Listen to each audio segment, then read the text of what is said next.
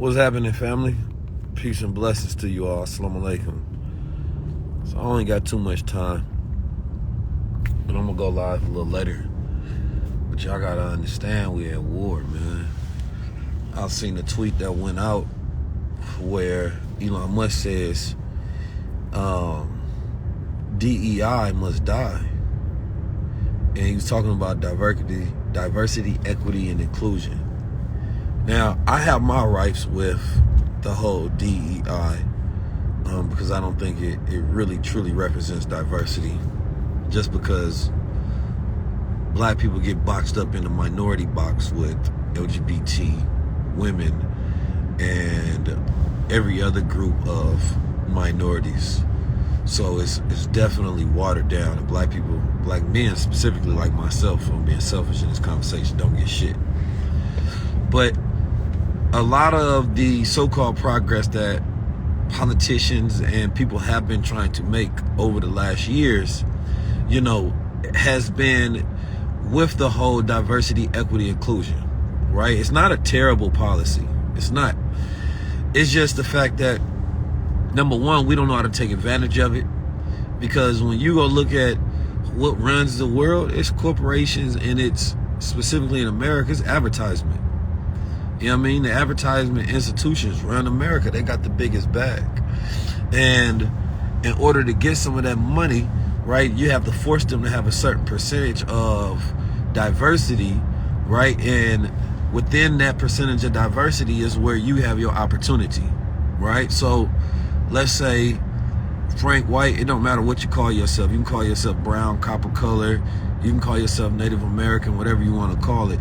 You feel me? And you still got to qualify in some category, right, in order to go get the opportunities, right? So let's say when you form a company and you want to do media, right, and you say, okay, well, I want to do media. I want to build a large media company, because I was studying media companies last night. Essence and BET are the biggest media companies, right? Biggest black-owned media companies that there are right now. And unfortunately, like I haven't, I've gotten, I did a little bit of work with BET, and that was just that 1 year because of a partnership with me and my brothers, EYL. You know what I'm saying? But BET is not black owned, but because they have a black audience, that they consider themselves to be a black media, right? Because black people watch it, and this is how they categorize, black things.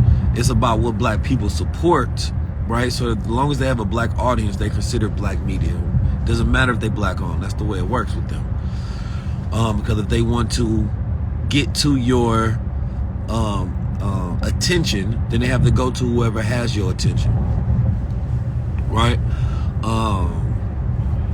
So anyway, there's billions of dollars that get spent per year, right?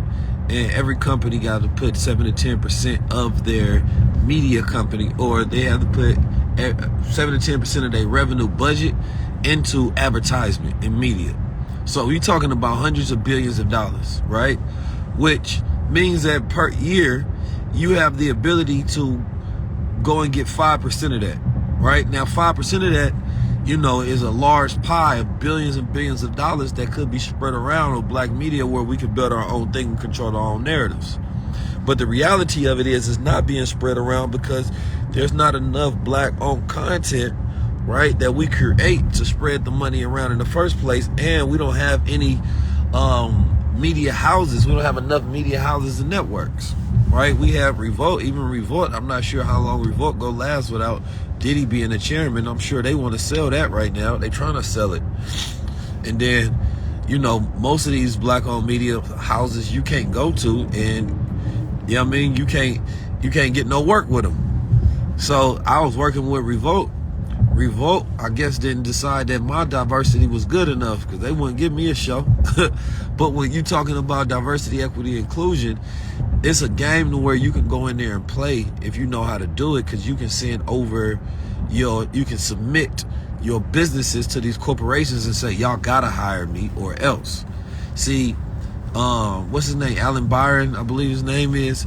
He did it the best with Grill. He sued them folks and be like, listen, I'm black. You know what I'm saying? Whether he don't hire black people, but he say, I'm black, so I got to get a cut of that black, you know what I mean, percentage. And if y'all don't, then I'm going to sue y'all. So he went and got like, 120 million from McDonald's because they have to put the advertisement on there because they have to spend a certain percentage with black people, right? So to fight against it, and here's the thing, there's no, Byron Allen, there's no reason to really be against diversity, equity, inclusion. Not as you being the richest man in the world. That don't make no sense to me. You know what I'm saying? Because there is a connection between, those diversity hires and actual it being profitable for the companies. You know what I'm saying? Now, they ain't got nothing against my content because shit, I just don't think that they wanted to pay me what I was worth. I think that was it. I think that's all. They wanted to see if they can copy it themselves and they couldn't. You know what I mean? Nobody can. Ain't none of them shows and none of that shit that they try to do get no views. They ain't touching it. Not even all the shows they try to get like mine combined ain't touching mine. Because ain't nobody want to watch that shit. It's what? It is what it is. I'm choosing war right now, so, excuse my tones. But it's important to just understand when you and I'm going to do a whole breakdown report because this goes back to Wilmington. You know what I'm saying? Wilmington, North Carolina, when they had to fear the black rule. What they really fear is that, and this is why you really don't want to be grouped in with other people, because his tiff could be with them forcing LGBT programming. And when you connect black people in LGBT groups, those conservative groups that may be against LGBT programming, and you have to force them to put out that programming under the guise of DIE, then it can be an issue.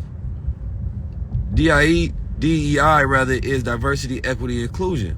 So it's like we shouldn't have to be grouped. Black men shouldn't have to be grouped with the LGBT group as well. You feel me?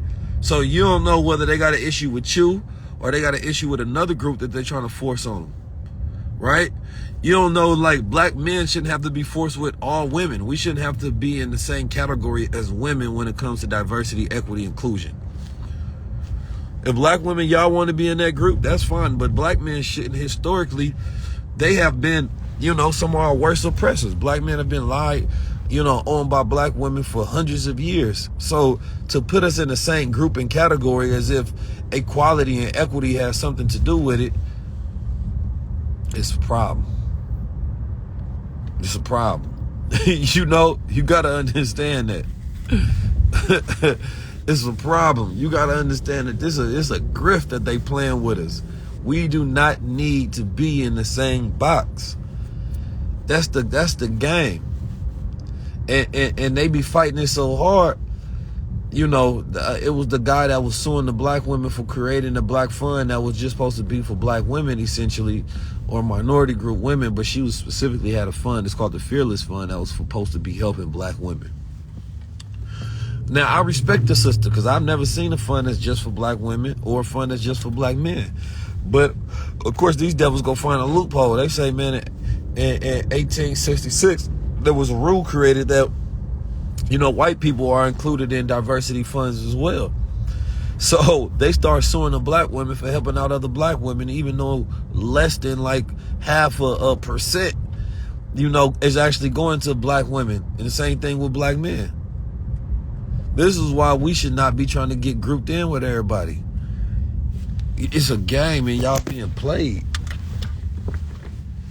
But it's also a war at the same time because they don't want to see They don't want to see nobody rise but themselves. And they definitely, in this country, they never wanted to see black men rule. They'll never want to see your rulership. They hope you never go nowhere.